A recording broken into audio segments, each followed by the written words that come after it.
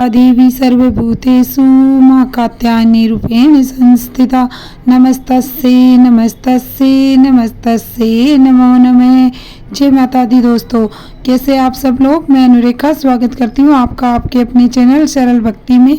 उम्मीद करती हूँ सब अच्छे होंगे, सब पे माता रानी ऐसे ही कृपा बनाए रखे।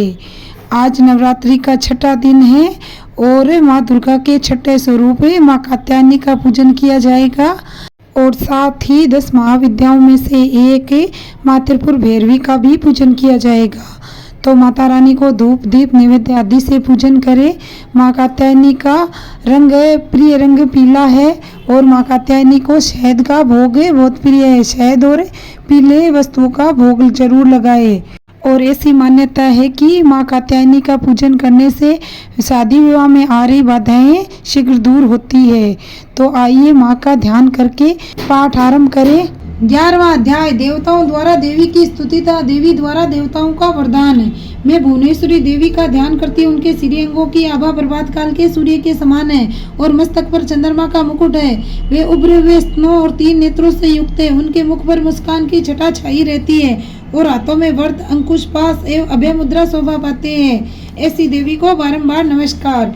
ऋषि कहते हैं, देवी के द्वारा वहाँ महादैत्यपति शुंभ के मारे जाने पर इंद्र आदि देवता अग्नि को आगे करके उन कात्यायनी देवी की स्तुति करने लगे।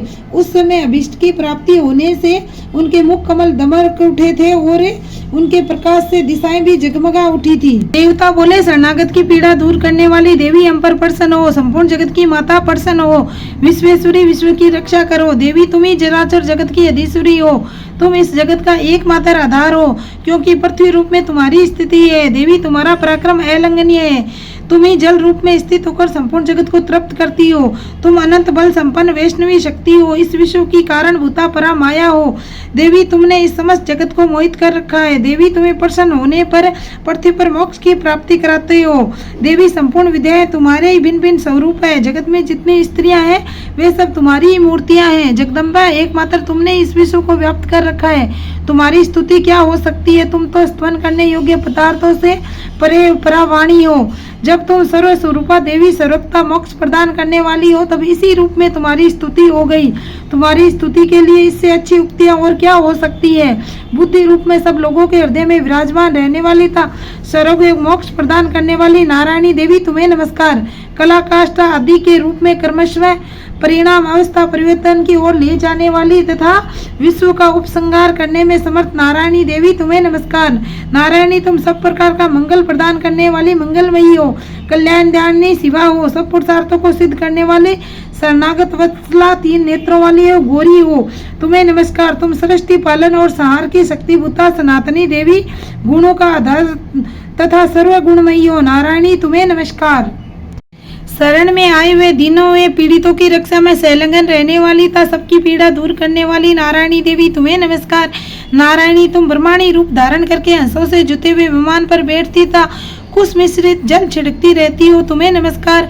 महेश्वरी रूप में त्रिशूल चंद्रमा सर्प को धारण करने वाली था महान वृषभ की पीठ पर बैठने वाली नारायणी देवी तुम्हें नमस्कार। मोरों और मुर्गों से घिरी रहने वाली था महाशक्ति धारण करने वाली कुमारी रूप धारणी निष्पापे नारायणी तुम्हें नमस्कार। शंख चक्र गदा और सारंग धनुष उत्तम आयुधों को धारण करने वाली वैष्णवी शक्ति रूपा नारायणी तुम प्रसन्न हो। तुम्हें नमस्कार। हाथ में भयानक महाचक्र लिए और दाढ़ों पर धरती को उठाए वाराही रूप धारणी कल्याणमयी नारायणी तुम्हें नमस्कार। भयंकर नरसिंह रूप में दैत्यों के वध के लिए उद्योग करने वाली त्रिभुवन की रक्षा में संलग्न रहने वाली नारायणी तुम्हें नमस्कार। मस्तक पर किरीट और हाथ में महावज्र धारण करने वाली सहस्त्र नेत्रों के कारण उद्दीप्त दिखाई देने वाली और वत्रासुर के प्राणों का अपहरण करने वाली इंद्र शक्ति रूपा नारायणी देवी तुम्हें नमस्कार। शिवदूत रूप में दैत्यों की महती सेना का संहार करने वाली भयंकर रूप धारण था विकट गर्जना करने वाली नारायणी तुम्हें नमस्कार। दाढ़ों के कारण विकराल मुख वाली मुंडमाला से विभूषित मुंड मर्दनी चामुंडा रूपा नारायणी तुम्हें नमस्कार। लक्ष्मी लज्जा महाविद्या श्रद्धा पुष्टि सौदा ध्रुवा महारात्रि ता महा अविद्या नारायणी तुम्हें नमस्कार। मेघा सरस्वती वरा श्रेष्ठा बुद्धि ऐश्वर्य रूपा बाभरवी भूरे रंग की त्वा पार्वती तामसी महाकाली नियता संयम प्राणता ईसा सबकी धीश्वरी रूपिणी नारायणी तुम्हें नमस्कार। सर्वस्वरूपा सर्वेश्वरीता सब प्रकार की शक्तियों से संपन्न दिव्य रूपा दुर्गे देवी सब भयों से हमारी रक्षा करो। तुम्हें नमस्कार कात्यायनी, ये 3 लोचनों से विभूषित तुम्हारा सौम्य मुख सब प्रकार के भयों से हमारी रक्षा करे। तुम्हें नमस्कार भद्रकाली, ज्वालाओं के कारण विकराल प्रतीत होने वाला अत्यंत भयंकर और समस्त असुरों का संहार करने वाला तुम्हारा त्रिशूल भय से हमें बचाए। तुम्हें नमस्कार देवी, जो अपनी ध्वनि से संपूर्ण जगत को व्याप्त करके दैत्यों के तेज नष्ट किए देता है, वह तुम्हारा घंटा हम लोगों की पापों से उसी प्रकार रक्षा करे जैसे माता अपने पुत्रों की बुरे कर्मों से रक्षा करती है। चंडिके, तुम्हारे हाथों में सुशोभित खड्ग जो असुरों के रक्त और चर्बी से चर्चित है, वह हमारा मंगल करे। हम तुम्हें नमस्कार करते हैं देवी, तुम प्रसन्न होने पर सब रोगों को नष्ट कर देती हो और कुपित होने पर मनोवांछित सभी कामनाओं का नाश कर देती हो। जो लोग तुम्हारी शरण में जा चुके हैं उन पर विपत्ति तो आती ही नहीं। तुम्हारी शरण में गए हुए मनुष्य दूसरों को शरण देने वाले हो जाते हैं। देवी अंबिके, तुमने अपने स्वरूप को अनेक भागों में विभक्त करके नाना प्रकार के रूपों से जो इन समय इन धर्मद्रोही महादैत्यों का संहार किया है, वह सब दूसरी कौन कर सकती थी। विद्याओं में ज्ञान को प्रकाशित करने वाले शास्त्रों में आदि वाक्य वेदों में तुम्हारे सिवा और किसका वर्णन है।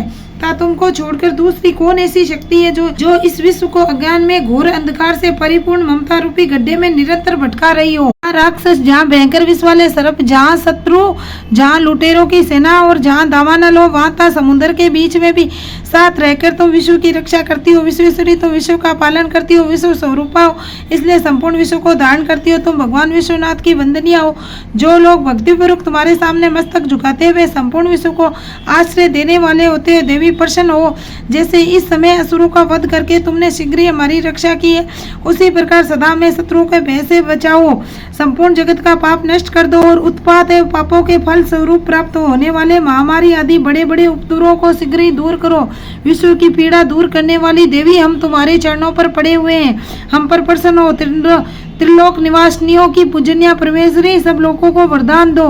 देवी बोली, देवताओं में वर देने को तैयार हूँ, तुम्हारे मन में जिसकी इच्छा हो वह वर मांग लो, संसार के लिए उस उपकारक वर को मैं अवश्य दूंगी।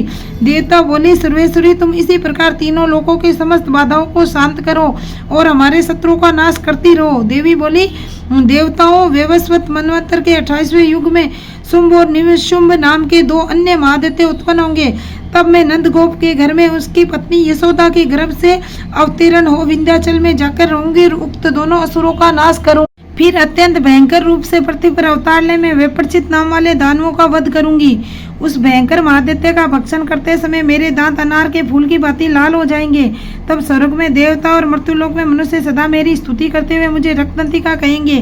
फिर जब पृथ्वी पर 100 वर्षों के लिए वर्षा रुक जाएगी और पानी का अभाव हो जाएगा, उस समय मुनियों के स्तवन करने पर मैं पृथ्वी पर अयोनिजा रूप में प्रकट होंगी और 100 नेत्रों से मुनियों को देखूंगी। अतः मनुष्य शताक्षी इस नाम से मेरा कीर्तन करेंगे। देवताओं, उस समय मैं अपने शरीर से उत्पन्न हुए शाखों द्वारा समस्त संसार का भरण पोषण करूंगी। जब तक वर्षा नहीं होगी तब तक वे शाख ही सबके प्राणों की रक्षा करेंगे। ऐसा करने के कारण पृथ्वी पर शाकंभरी के नाम से मेरी ख्याति होगी। उसी अवतार में मैं दुर्गम नामक महादैत्य का वध भी करूंगी। इससे मेरा नाम दुर्गा देवी के रूप में प्रसिद्ध होगा। फिर मैं जब भीम रूप धारण करके मुनियों की रक्षा के लिए हिमालय पर रहने वाले राक्षसों का भक्षण करूंगी, उस समय सब मुनि भक्ति से नतमस्तक होकर मेरी स्तुति करेंगे। तब मेरा नाम भीमा देवी के रूप में विख्यात होगा। जब अरुण नामक दैत्य तीनों लोकों में भारी उपद्रव मचाएगा, तब मैं तीनों लोकों का हित करने के लिए 6 पैरों वाले असंख्य भ्रमरों का रूप धारण करके उस महादैत्य का वध करूंगी। समय सब लोग भ्रामरी के नाम से चारों ओर मेरी स्तुति करेंगे। इस प्रकार जब संसार में दानवीय बाधा उपस्थित होगी, तब अवतार लेकर मैं शत्रुओं का संहार करूंगी। इस प्रकार मार्कंडेय पुराण में सारोनिक मनवंतर की कथा के अंतर्गत देवी महात्म्य में देवी स्तुति नामक 11वां अध्याय आगे के चरित्र का वर्णन कल के पाठ में सुनेंगे। तो कल का वीडियो देखना ना भूलें। अगर आपको वीडियो पसंद आया हो तो कमेंट करके मुझे ज़रूर बताएं और वीडियो को लाइक ज़रूर करें। जय माता दी जरूर लिखें। और आप अगर मेरे चैनल पे नए हो तो चैनल को सब्सक्राइब कर ले, ताकि ऐसे ज्ञानवर्धक वीडियो आपको समय समय पे मिलते रहे। जय माता दी।